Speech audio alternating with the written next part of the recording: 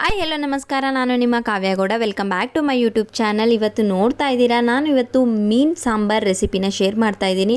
ಅಂದರೆ ಫಿಶ್ ಸಾಂಬಾರ್ ರೆಸಿಪಿನ ಶೇರ್ ಮಾಡ್ತಾ ಇದ್ದೀನಿ, ಮೀನುಳಿ ಅಂತ ಏನು ಹೇಳ್ತೀವಿ. ಸೊ ಇನ್ನಕ್ಕೆ ತಡ, ಬನ್ನಿ ವಿಡಿಯೋನ ಶುರು ಮಾಡೋಣ. ಇಲ್ಲಿ ನಾನು ತೊಗೊಂಡಿರೋದು ಸ್ಪೈಸಸ್ ಅಂತ ಬಂದಾಗ 2 ಸ್ಪೂನ್ನಷ್ಟು ಗಸಗಸೆ ತೊಗೊಂಡಿದ್ದೀನಿ, 2 ಏಲಕ್ಕಿ, 4 ಲವಂಗ, ಒಂದು 3 ರಿಂದ 4 ಪೀಸಷ್ಟು ಚಕ್ಕೆ ತೊಗೊಂಡಿದ್ದೀನಿ, ಹಾಗೆ ಒಂದು ಸ್ವಲ್ಪ ಕಲ್ಲುವು, ಹಾಗೆ ಒಂದು 4 ಮೆಣಸು, ಹಾಗೆ 1 ಸ್ಪೂನಷ್ಟು ಕಸ್ತೂರಿ ಮೇಥಿ ತೊಗೊಂಡಿದ್ದೀನಿ. ಸೊ ಈಗ ನೆಕ್ಸ್ಟು ಇದಕ್ಕೆ ಬೇಕಾಗಿರೋದು ಮೇಯ್ನ್ ಇಂಗ್ರೀಡಿಯೆಂಟ್ಸ್ ಅಂದರೆ ಹುಣಸೆಹಣ್ಣು ಅಂತಲೇ ಹೇಳ್ಬೋದು. ಸೊ ಇದು ಒಂದು ನಿಂಬೆಹಣ್ಣು ಗಾತ್ರದಷ್ಟು ನಾನು ಹುಣಸೆಹಣ್ಣ ತೊಗೊಂಡಿದ್ದೀನಿ. ಇಲ್ಲಿ ನಾವು ಮಾಡ್ತಾ ಇರೋವಂಥದ್ದು 1 kg ಮೀನಿನ ಸಾಂಬಾರು ಅಂತಲೇ ಹೇಳ್ಬೋದು. ಹಾಗೆ 2 ಸ್ಪೂನಷ್ಟು ಶುಂಠಿ ಬೆಳ್ಳುಳ್ಳಿ ಪೇಸ್ಟ್, ಹಾಗೆ ಕಪ್ಪಿನಷ್ಟು ಚಿಕ್ಕದಾದ 1 ಕಪ್ಪಿನಷ್ಟು ಕಾಯಿ, ಹಾಗೆ ಸ್ವಲ್ಪ ಕೊತ್ತಂಬರಿ ಸೊಪ್ಪು, ಚಿಕ್ಕದಾದ 3 ಆನಿಯನ್ನ ಕಟ್ ಮಾಡಿ ಇಟ್ಕೊಂಡಿದ್ದೀನಿ. ಸೊ ಹಾಗೆ ನಮ್ಮ ಖಾರಕ್ಕೆ ಅನುಗುಣವಾಗಿ ನೀವು ಖಾರನ ಆ್ಯಡ್ ಮಾಡ್ಕೊಳ್ಬೋದು. ಇಲ್ಲಿ ನಾನು 2 ಸ್ಪೂನ್ ಖಾರ, 4 ಸ್ಪೂನ್ ಸಾಂಬಾರ್ ಪೌಡರ್ನ ತೊಗೊಂಡಿದ್ದೀನಿ, ಹಾಗೆ ಚಿಕ್ಕದಾದ ಟೊಮೊಟೊ ಕೂಡ ಕಟ್ ಮಾಡಿ ಇಟ್ಟಿದ್ದೀನಿ, ಸ್ವಲ್ಪ ಪುದೀನ ಸೊಪ್ಪನ್ನು ಕೂಡ ಇಟ್ಕೊಂಡಿದ್ದೀನಿ. ಈಗ ಸ್ಪೈಸಸ್ ಅಂತ ಏನು ತೊಗೊಂಡಿದ್ದೀನಿ ನೋಡಿ, ಅದೆಲ್ಲವನ್ನು ಒಂದು ಮಿಕ್ಸಿ ಜಾರ್ಗೆ ಆ್ಯಡ್ ಮಾಡ್ಕೊಳ್ತಾ ಇದ್ದೀನಿ.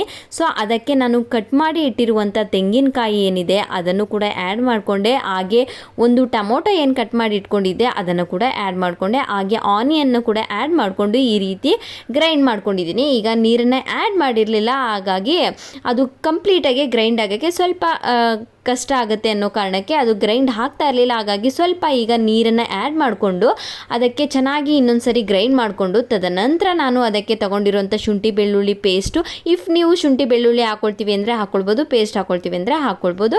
ಸೊ ಇಲ್ಲಿ ನಾವು ಶುಂಠಿ ಬೆಳ್ಳುಳ್ಳಿ ಪೇಸ್ಟ್ನ ಆ್ಯಡ್ ಮಾಡ್ಕೊಂಡಿರೋವಂಥದ್ದು. ಸೊ ಹಾಗೆ ಶುಂಠಿ ಬೆಳ್ಳುಳ್ಳಿ ಪೇಸ್ಟು, ಕೊತ್ತಂಬರಿ ಸೊಪ್ಪು, ಹಾಗೆ ಪುದೀನ, ಹಾಗೆ ನಾವು ಏನು ತೊಗೊಂಡಿದ್ವಿ ನೋಡಿ ಖಾರದ ಪೌಡರ್, ಹಾಗೆ ಸಾಂಬಾರ್ ಪೌಡರ್, ಧನಿಯಾ ಪೌಡರ್ ಅಂತ ಏನು ಹೇಳ್ತೀವಿ, ಅದನ್ನು ಕೂಡ ಆ್ಯಡ್ ಮಾಡಿಕೊಂಡು ಈ ರೀತಿ ಅದಕ್ಕೆ ಸ್ವಲ್ಪ ನೀರನ್ನು ಆ್ಯಡ್ ಮಾಡಿಕೊಂಡು ಅದನ್ನು ಕೂಡ ಗ್ರೈಂಡ್ ಮಾಡ್ಕೊಳ್ಬೇಕಾಗತ್ತೆ, ಅದನ್ನು ಕೂಡ ಫೈನ್ ಪೇಸ್ಟ್ ಮಾಡ್ಕೊಳ್ಬೇಕಾಗತ್ತೆ. ಸೊ ನೋಡ್ತಾ ಇರ್ಬೋದು, ಈಗ ಪೇಸ್ಟ್ ಕೂಡ ರೆಡಿಯಾಗಿದೆ. ಇದನ್ನು ಕೂಡ ಚೆನ್ನಾಗಿ ಎಲ್ಲವನ್ನು ಗ್ರೈಂಡ್ ಮಾಡ್ಕೊಂಡಿದ್ದೀವಿ, ಒಳ್ಳೆ ಅದಕ್ಕೆ ಗ್ರೈಂಡ್ ಮಾಡ್ಕೊಂಡಿದ್ದೀವಿ, ಒಳ್ಳೆ ಫೈನ್ ಪೇಸ್ಟ್ ಮಾಡ್ಕೊಂಡಿದ್ದೀವಿ ಅಂತ ಹೇಳ್ಬೋದು.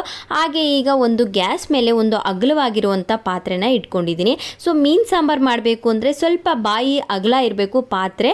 ಸೊ ಆ ಥರ ಪಾತ್ರೆನ ತಗೊಳ್ಬೇಕಾಗುತ್ತೆ. ತುಂಬ ಚಿಕ್ಕದಾಗಿರುವಂಥ ಪಾತ್ರೆ ತೊಗೊಂಡ್ರೆ ಅದು ಫಿಶ್ ಪೀಸ್ಗಳು ಏನಿರುತ್ತೆ ನೋಡಿ ಅದು ಮಿಕ್ಸ್ ಮಾಡೋಕ್ಕೆ ಆಗಲ್ಲ, ಹಾಗಾಗಿ ಸ್ವಲ್ಪ ಅಗಲ ಇರೋವಂಥ ಪಾತ್ರೆನ ಉಪಯೋಗಿಸ್ಬೇಕಾಗತ್ತೆ. ಸೊ ಅದಕ್ಕೆ 2 ರಿಂದ 3 ಸ್ಪೂನಷ್ಟು ಆಯಿಲ್ನ ಹಾಕ್ಕೊಂಡು ಅದಕ್ಕೆ ಸ್ವಲ್ಪ ಆನಿಯನ್ನ ಹಾಕ್ಕೊಂಡಿದ್ದೀನಿ ಒಗ್ಗರಣೆಗೆ ಅಂತ.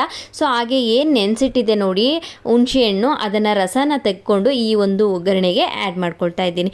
ಒಗ್ಗರಣೆಯಲ್ಲಿ ಚೆನ್ನಾಗಿ ಅದನ್ನು ಕುದಿಸ್ಕೊಳ್ಬೇಕಾಗುತ್ತೆ, ಕುದಿ ಸ್ವಲ್ಪ ಅದು ಒಗ್ಗರಣೆ ಜೊತೆ ನೋಡ್ತಾ ಇರ್ಬೋದು. ಈಗ ಅದನ್ನು ಮಿಕ್ಸ್ ಮಾಡಿಕೊಂಡು ಕುದಿನ ಅದನ್ನು ಕುದಿಸ್ಕೊಳ್ತೀವಿ ಹುಣಸೆ ರಸನ.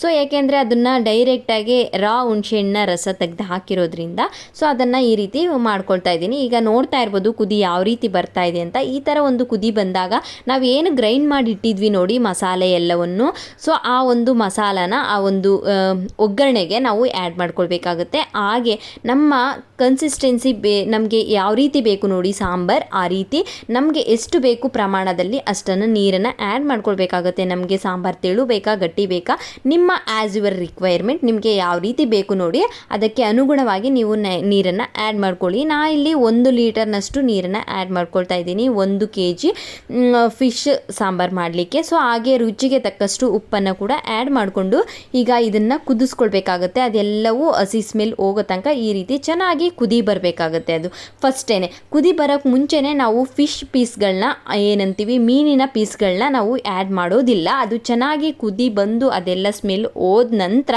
ನಾವು ಏನು ತೊಳೆದಿಟ್ಟಿದ್ವಿ ನೋಡಿ ಈ ಫಿಶ್ಗಳನ್ನ, ಇದಕ್ಕೆ 1 ಸ್ಪೂನಷ್ಟು ಆಯಿಲ್, ಹಾಗೆ 1 ಸ್ಪೂನಷ್ಟು ಅರಿಶಿನ ಪುಡಿ ಹಾಕ್ಕೊಂಡು ಈ ರೀತಿ ಕಲಸಿ ಇಟ್ಟಿದ್ದೀವಿ.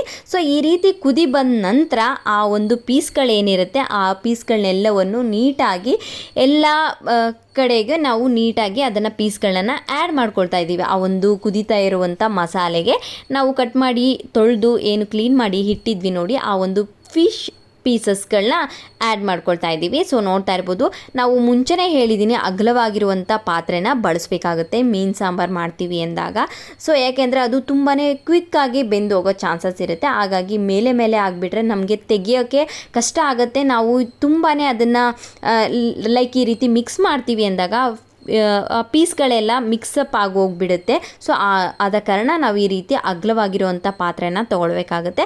ಸೊ ನಾವು ಪೀಸಸ್ನ ಆ್ಯಡ್ ಮಾಡಿದ ನಂತರ ತುಂಬ ಹೊತ್ತು ನಾವೇನು ಗ್ಯಾಸ್ ಮೇಲೆ ಅದನ್ನು ಬಿಡೋ ಅವಶ್ಯಕತೆ ಇಲ್ಲ. ಸೊ ನೋಡ್ತಾ ಇರ್ಬೋದು, ಲಿಡ್ಡನ್ನು ಕ್ಲೋಸ್ ಮಾಡಿ, ಒಂದು ಪ್ಲೇಟನ್ನು ಕ್ಲೋಸ್ ಮಾಡಿ, ಒಂದು ಕುದಿ ಬರೋ ತನಕ ಮಾತ್ರ ನಾವು ಅದನ್ನು ಕುದಿಸ್ಕೊಳ್ಬೇಕಾಗತ್ತೆ. ತದನಂತರ ನಾವು ಗ್ಯಾಸನ್ನು ಆಫ್ ಮಾಡ್ಕೊಳ್ಬೇಕಾಗತ್ತೆ. ತುಂಬ ಹೊತ್ತು ಇದನ್ನು ಬಿಡಬಾರ್ದಾಗುತ್ತೆ, ಏಕೆಂದರೆ ತುಂಬಾ ಬೇಗ ಇದು ಕ್ವಿಕ್ಕಾಗಿ ಬೇಯೋ ಕಾರಣ ನಾವು ಈ ರೀತಿ ಒಂದು ಕುದಿ ಮಾತ್ರ ಕುದಿಸ್ಕೊಂಡು, ಈಗ ನೋಡ್ತಾ ಇರ್ಬೋದು ಸಾಂಬಾರ್ ರೆಡಿಯಾಗಿದೆ, ಒಂದು ಕುದಿ ಬಂದಾಗಿದೆ, ನಾವು ಗ್ಯಾಸ್ನ ಆಫ್ ಮಾಡ್ಕೊಂಡಿದ್ದೀವಿ. ಸೊ ಒಂದು ಈ ರೀತಿ ಕನ್ಸಿಸ್ಟೆನ್ಸಿಯಲ್ಲಿ ನಾವು ನೋಡ್ತಾ ಇರ್ಬೋದು ಸಾಂಬಾರನ್ನ ರೆಡಿ ಮಾಡ್ಕೊಂಡಿದ್ದೀವಿ. ತುಂಬಾ ರುಚಿಯಾಗಿ ಬಂದಿತ್ತು. ಈ ಒಂದು ವಿಧಾನದಲ್ಲಿ ಯಾರಾದರೂ ಇನ್ನೂ ಮಾಡಿಲ್ಲ ಅಂದರೆ ನೀವು ಕೂಡ ನಿಮ್ಮ ಮನೇಲಿ ಟ್ರೈ ಮಾಡಿ, ಒನ್ಸ್ ನಿಮಗೂ ಕೂಡ ಇಷ್ಟ ಆಗ್ಬೋದು ಅಂತ ಹೇಳ್ತೀನಿ. ಈ ಒಂದು ಫಿಶ್ ಸಾಂಬಾರ್ಗೆ ಹುಳಿ ಸ್ವಲ್ಪ ಮುಂದಾಗೆ ಇದ್ದರೆ ತುಂಬಾ ಚೆನ್ನಾಗಿರುತ್ತೆ ಟೇಸ್ಟ್ ಅಂತಲೇ ಹೇಳ್ಬೋದು. ಸೊ ಈಗ ನೋಡ್ತಾ ಇರ್ಬೋದು ಫಿಶ್ ಸಾಂಬಾರ್ ತುಂಬಾ ರುಚಿಯಾಗಿತ್ತು, ತುಂಬಾ ಚೆನ್ನಾಗಿ ಬಂದಿತ್ತು. ಇಫ್ ನಿಮಗೂ ಇಷ್ಟ ಆಗಿರುತ್ತೆ ಅಂತ ಭಾವಿಸ್ತೀನಿ. Thank you for watching this video.